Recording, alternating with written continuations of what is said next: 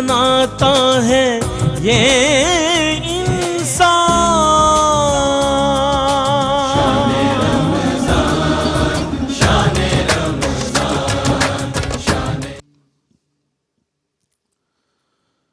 أعوذ بالله من الشيطان الرجيم.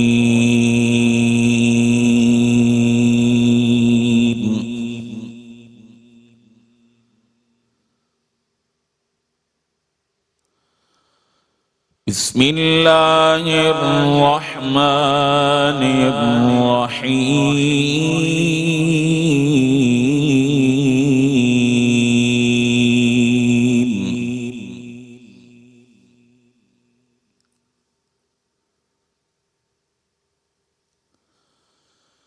وجاءوا على قميصه بدم كذب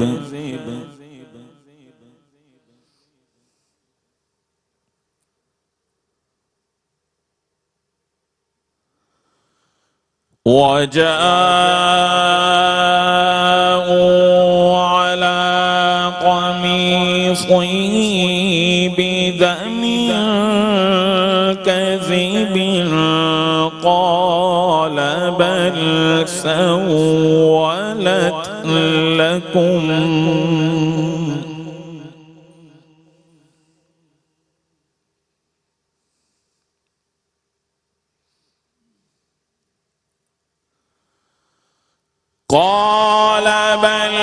سولت لكم أنفسكم أمرا فصبر جميل.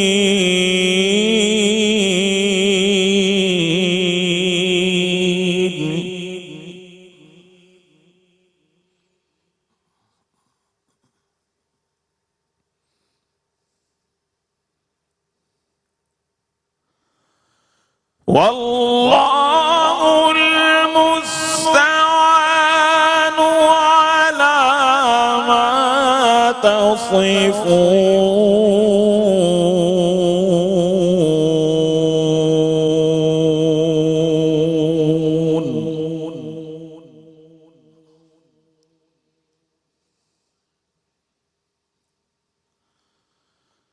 والله المستعان على ما تصفون.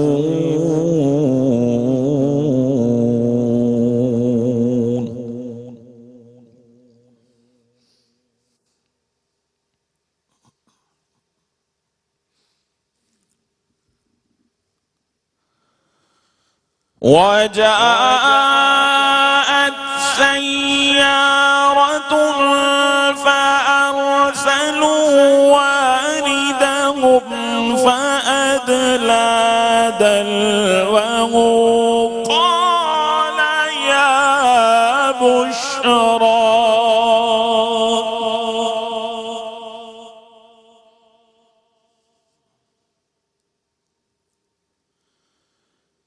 قال يا بشرى هذا غلام.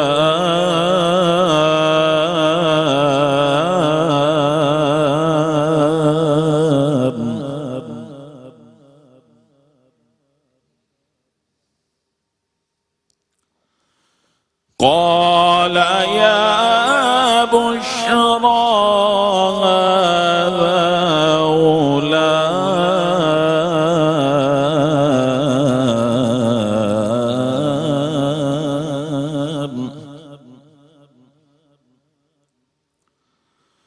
وأسروه بضاعة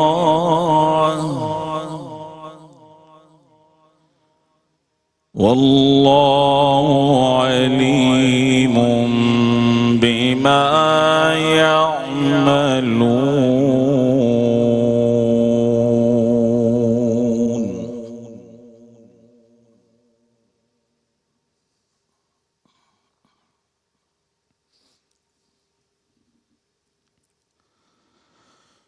وشروا بثمن بخس دراهم معدودة وكانوا فيه من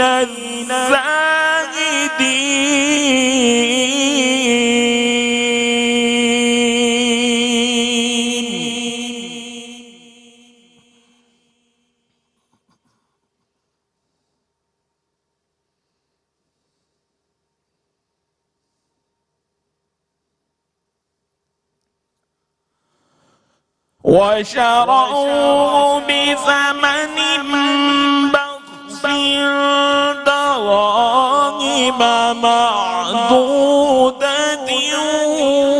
وكانوا فيه من الزاهدين.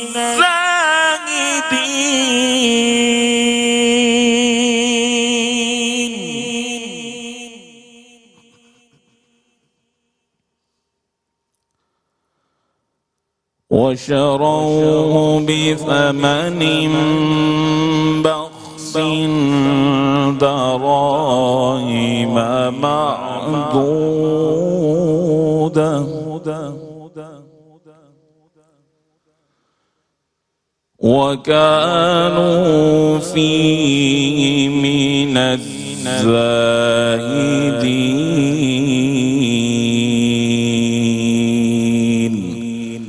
صدق الله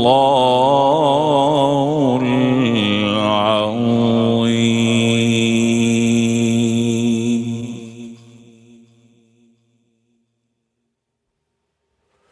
بسم اللہ الرحمن الرحیم. الحمدللہ رب العالمین والصلاة والسلام علی سید الانبیاء والمرسلین. ناظرین اکرام، السلام علیکم ورحمۃ اللہ وبرکاتہ. میں ہوں تسلیم احمد صابری اور آپ رمضان کا خصوصی پروگرام دیکھ رہے ہیں رحمت سحر، جس میں عمومی طور پر حقوق العباد کا تذکرہ یہاں لاہور اسٹوڈیو سے کیا جاتا ہے. آج ہم رشتہ داروں، عزیز اقربا کے ساتھ حسن سلوک، صلہ رحمی کرنے کے حوالے سے ذکر کریں گے.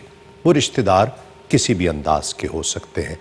اللہ رب العزت نے اور اس کے محبوب نے رشتہ داروں سے، دوستوں سے، عزیز اقربا سے صلہ رحمی کا حکم دیا ہے. ان کے ساتھ اچھا سلوک کرنے کا حکم دیا ہے.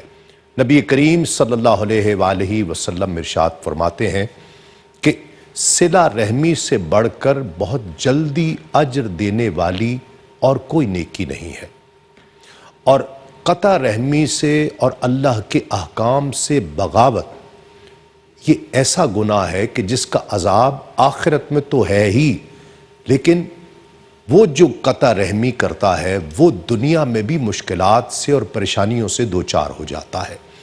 گویا اگر ہم یہ چاہتے ہیں کہ ہماری رزق میں برکتیں ہوں، مشکلوں میں آسانی ہو، تو ہمیں چاہیے کہ ہم اپنے رشتہ داروں، اپنے عزیزوں، اپنے اقربا کے ساتھ صلہ رحمی کریں، نیکی کریں، ان کے ساتھ اچھا سلوک کریں. بعض اوقات ہم بلا وجہ غور کریں تو پیچھے کوئی وجہ ہی نظر نہیں آتی ہے.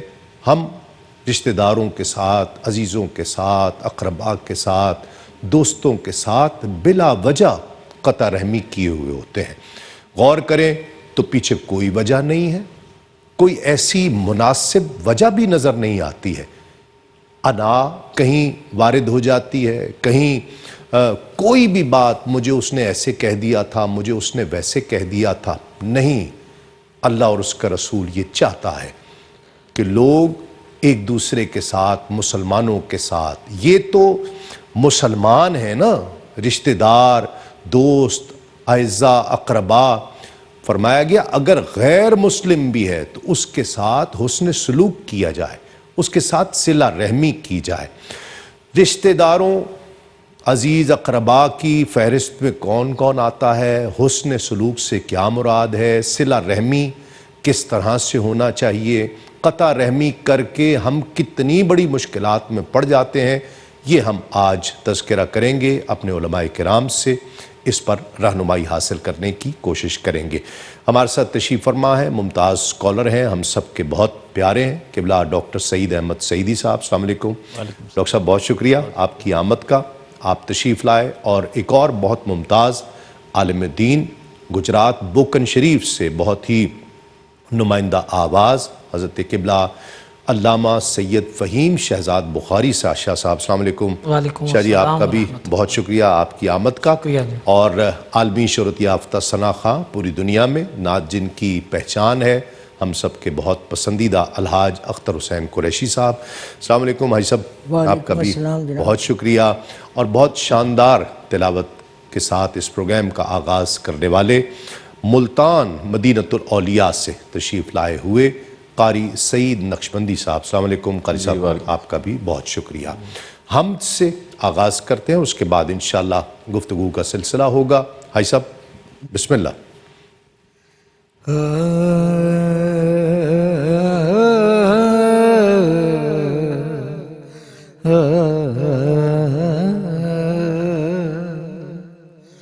میرے حضور صاحب جمال کو ہی نہیں، میرے حضور صاحب جمال کو ہی نہیں، وہ بے مثال ہے، وہ بے مثال ہے، ان کی مثال کو ہی نہیں، میرے حضور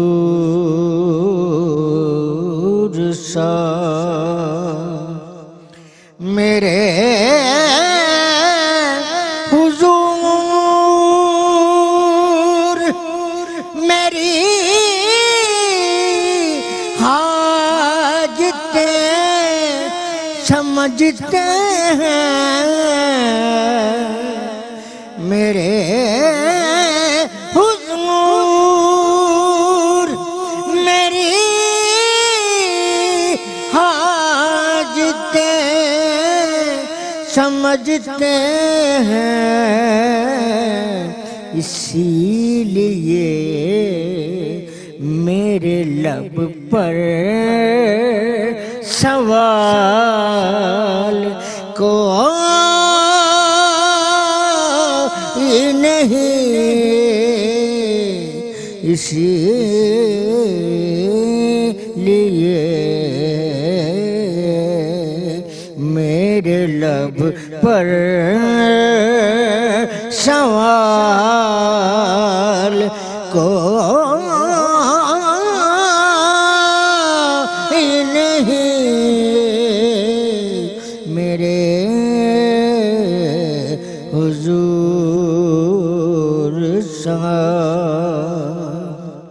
میرے حضور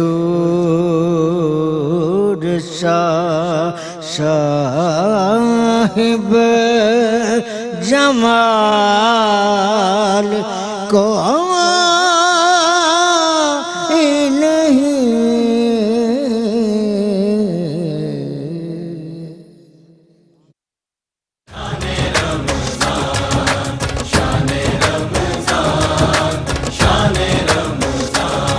ہے مومنوں کے دل کا اجالا شان رمضان ہے۔ ناظرین کرام خوش آمدید۔ رشتہ داروں کے حقوق، اس حوالے سے ڈاکٹر صاحب قرآن مجید نبی پاک صلی اللہ علیہ وآلہ وسلم کے فرمودات دیکھیں تو رشتہ داروں کا جو حسن سلوک اور ان کے ساتھ صلہ رحمی ہے وہ تو بہت، اس کے قوانین بہت سخت ہیں۔ بسم اللہ الرحمن الرحیم، بلا شبہ ایسے ہی ہے۔ آپ نے بڑا خوبصورت انٹرو دیا اور اس حقیقت کو واضح فرمایا۔ دیکھیں، میں قرآن کریم کی طرف جانے سے پہلے ایک دانش سیدہ خدیجۃ الکبریٰ سلام اللہ علیہا کی دانش آپ کے سامنے رکھنا چاہتا ہوں۔ واہ واہ واہ۔ کہ رسول اللہ صلی اللہ علیہ وسلم پر جب وحی نازل ہوئی، پہلی وحی، تو اس کا ایک جلال تھا، لو انزلنا ھذا القرآن علی جبل لرأیتہ خاشعا متصدعا من خشیۃ اللہ۔ اس کا اثر ہوا رسالت مآب صلی اللہ علیہ وسلم کی ذات عالی وقار پر۔ آپ گھر تشریف لے آئے، جی ہاں، سیدہ خدیجۃ الکبریٰ سلام اللہ علیہا نے جب دیکھا نا تو اصل میں تو وہ وحی کا جلال تھا، جی ہاں، لیکن حالت دیکھ کر انہوں نے جو تبصرہ کیا نا، اس کا آغاز ہی صلہ رحمی سے ہو۔ ہائے ہائے ہائے، آپ صلہ رحمی کرنے والے ہیں، سبحان اللہ، کیا آغاز ہی صلہ۔ اب دیکھیں نا جو چیزیں انہوں نے بڑی بیان اچھی کی نا، بات، واہ واہ، جو چیزیں بیان کی وہ میں ایک ایک کر کے سنا دیتا ہوں، پھر اس سے استدلال کرتے ہیں کہ نقطہ کیا ہے اس میں۔ جی جی، انہوں نے کہا ہرگز نہیں، بخدا اللہ آپ کو کبھی تنہا نہیں چھوڑے گا، اللہ اکبر، کیونکہ آپ صلہ رحمی کرتے ہیں، لوگوں کا بوجھ اپنے کاندھوں پر اٹھا لیتے ہیں، ہاں، خود کماتے ہیں اور غریبوں کو کھلاتے ہیں، اللہ اکبر، اور فرمایا مہمانوں کی خاطر و مدارات کرتے ہیں، اور ناگہانی آفات میں لوگوں کی مدد کے لیے موجود ہوتے ہیں۔ واہ واہ واہ واہ، کیا بات، جس ہستی میں یہ 5 صفات پائی جائے نا، اللہ اللہ اسے کبھی تنہا نہیں چھوڑتا۔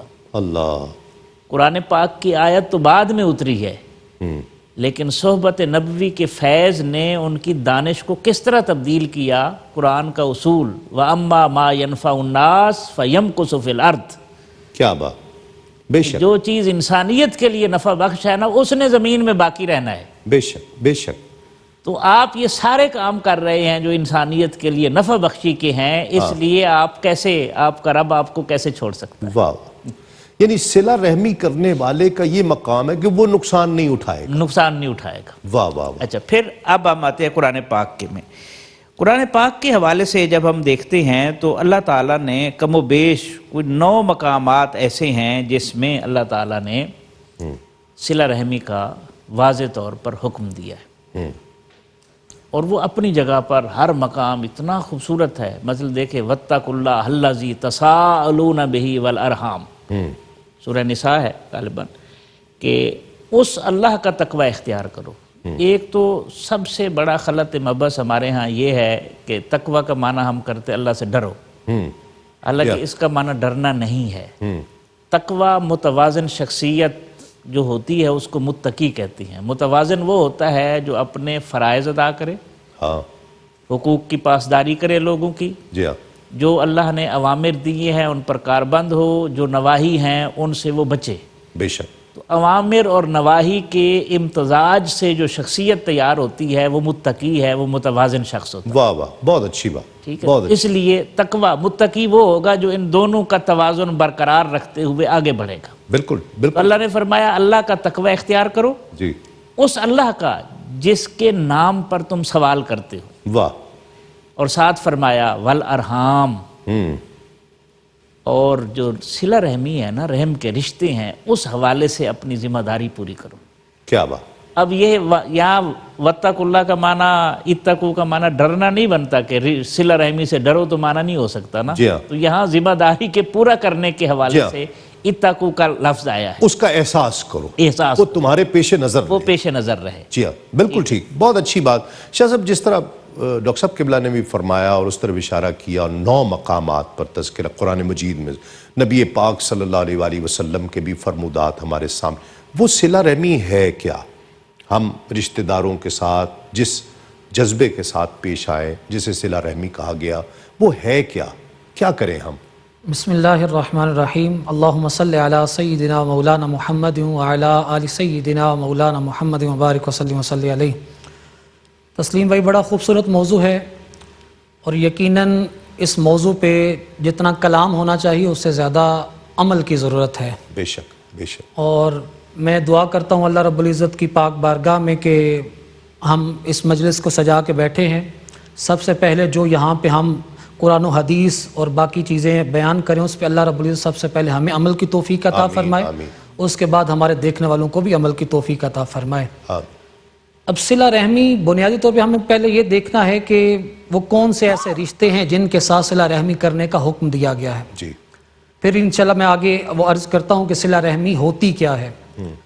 اس میں مختلف مفسرین نے مختلف معنی بیان کیے ہیں، لیکن جو اتفاق ہے وہ یہ ہے کہ وہ قریبی رشتہ دار جو آپ کے نسب کے ہیں اور آپ کے سسرال کے ہیں، وہ جو قریبی رشتہ دار ہیں، جیسے بہن بھائی ہے، اسی طرح آپ کی جو زوجہ کے بہن بھائی ہیں، اور اس سے بھی تھوڑا سا ایک قدم ہم آگے جائیں تو آپ کے جو چچا، ماموں، پھپھو، خالہ اور ان کے جو اولاد ہے، یہ جو صلہ رحمی کے تقاضے ان تک پورے ہوتے ہیں. اگر نہ تو ایک لمبا سلسلہ ہوتا ہے نا خاندانوں کا، جو خاص اطلاق، خاص جن کا اطلاق، اگر ان تک انسان اگر ذمہ داریاں اللہ اور اس کے رسول کے بتائے ہوئے طریقے کے اوپر عمل کر لے تو انسان عہدہ برا ہو جائے گا. ٹھیک ہے. ویسے تو جتنا زیادہ ہو سکتا ہو اللہ رب العزت نے جس انسان کو جتنا زیادہ عطا فرمایا ہے وہ اتنا زیادہ کرتا چلا جائے.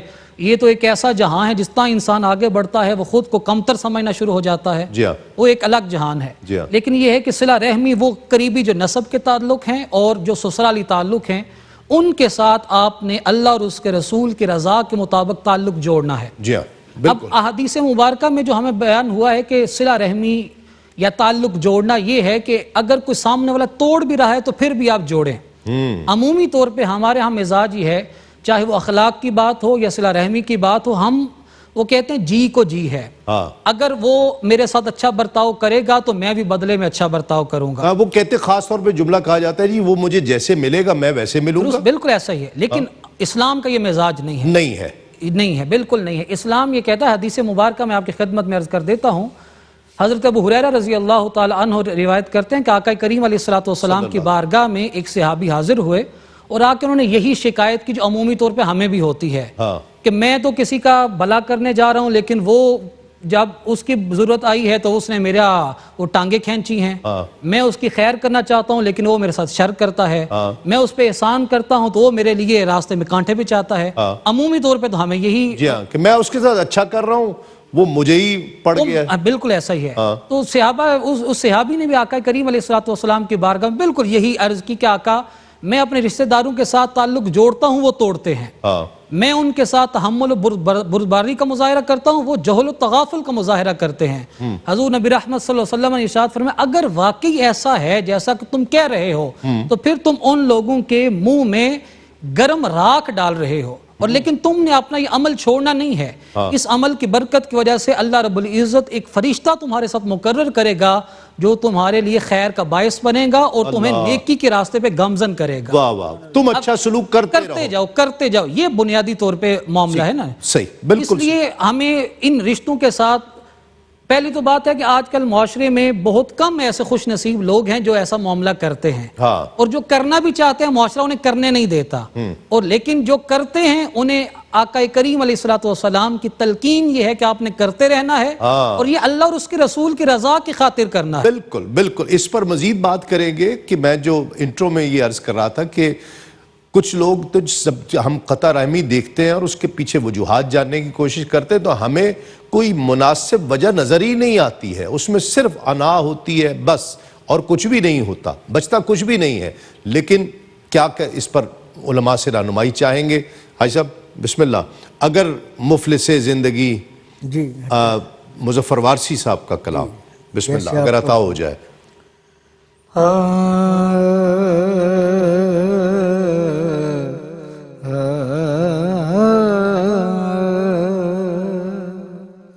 مفلس زندگی اب نہ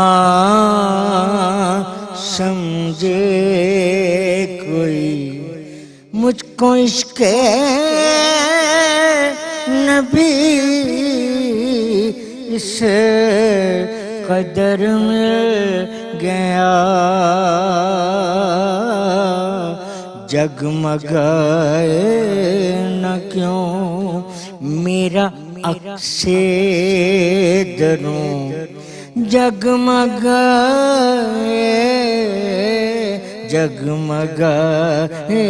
نہ کیوں میرا عکس دروں، ایک پتھر کا آئینہ گر مل گیا، مفلس زندگی اس کا دیوانہ ہوں، اس کا مجذوب ہوں، کیا یہ کم ہے کہ میں اس سے منسوب ہوں، اس کا دیوانہ تو بھی دیوانہ، وہ بھی دیوانہ دیوانہ،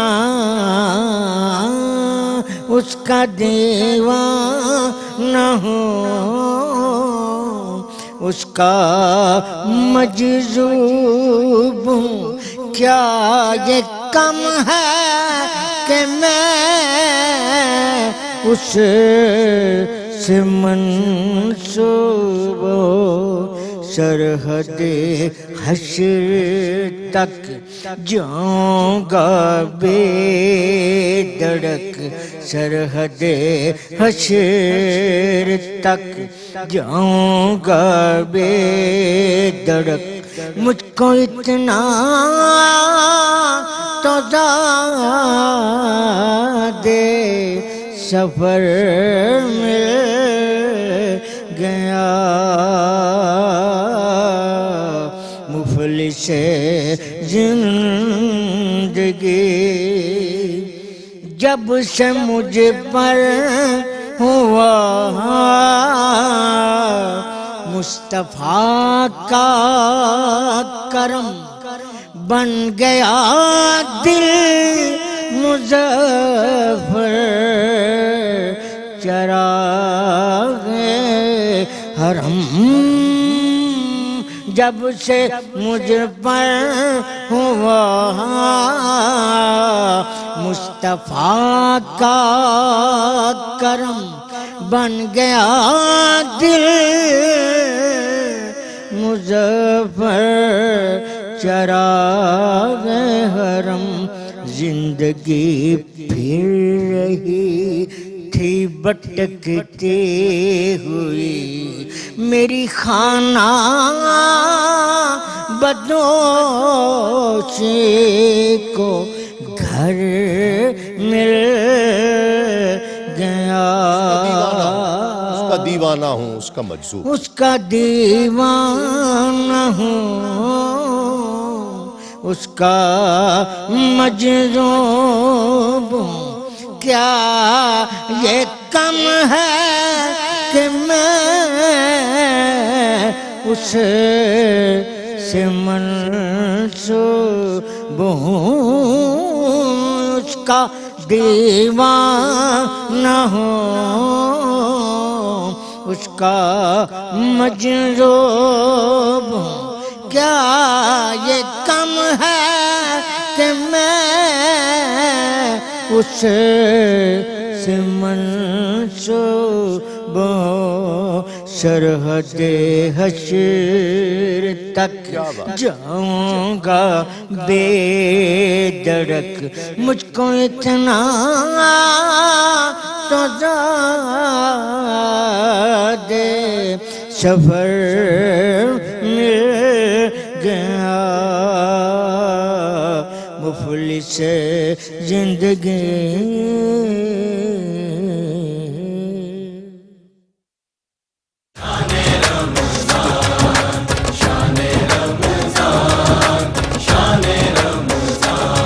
ہے مومنوں کے دل کا اجالا شان رمضان، ہے مومنوں کے دل کا اجالا